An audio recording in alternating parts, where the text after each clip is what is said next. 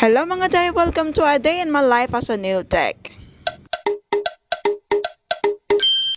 For today's video nga may nagpag-book sa akin ng appointment mga 10 AM. Kaya ayan, mga alas 8 pa lang naglinis na ako sa mini studio ko. Kaya sinet up ko na mga dapat kong gawin at nag-ready na ako sa mga dapat kong gagamitin. Nagwalis, nagmap, para naman pagdating ni client naka-ready ng lahat at diretso na. At ayan na nga ang setup ko. Ayan, naka-ready na ang lahat. Kasi nga excited na ang person sa client niya for today. Alas 9 pa lang ng umaga tapos na ako naglinis, naka-ready na ang lahat. At nang dumating ng takdang oras, naghihintay na ang person sa client natin for today. At nagmamaganda pa nga ako dyan. Kaso biglang nag-text si client na cancel lang daw muna yung appointment niya. Dahil nga daw may bigla ang lakad. Kaya nasad ang person, hindi lang halata. At buti na lang may biglang nagpa-book, magpa-home service daw siya. Mga 1 PM nga yung appointment niya, kaya yan, sinama ko ng anak ko, sumakay na kami ng tricycle.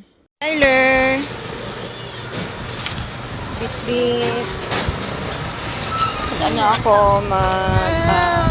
home service. Andito ako sa May Sinalhan, kabilang barangay, medyo malayo-layo.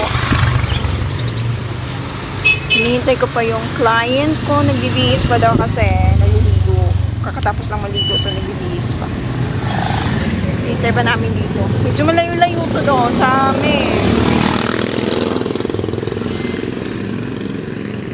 At ayan nga, andito na kami sa labas ng bahay ni client at papasok na kami. At ito nga yung client ko ay isa ding nail tech, kaso hindi niya kayang gawin sa sarili niya kaya nagpagawa sa ibang nail tech. Alam niyo bang inabot ko halos 4 na oras bago ko natapos ang design ng gusto ni client. Dahil nangangapa at ninenervyos ako dahil nga nail tech yung ginagawan ko. Baka kasi punahin lang niya yung gawa ko, pero nagpapasalamat naman ako sa client ko dahil tinutulungan din niya ako. At ayan nga, sa wakas nakaraos at na makauwi na kami ng anak ko. Dumaan pa nga kami sa 7-Eleven dahil na nag-request ang anak kong kakain daw siya ng ice cream. At ayan nga, happy ang chikiting dahil napagbigyan ng gusto. Sobra ako nagpapasalamat sa client ko for today dahil napaka-generous niya dahil tinutulungan niya talaga ako. At kung may maliman doon sa ginagawa ko, tinuturuan niya ako. Kaya thank you sa client ko for today at sa tip na binigay niya. Thank you so much. Kaya yan lang muna nga mga Jai for today's video. Thank you for watching. See you on my next video. Bye!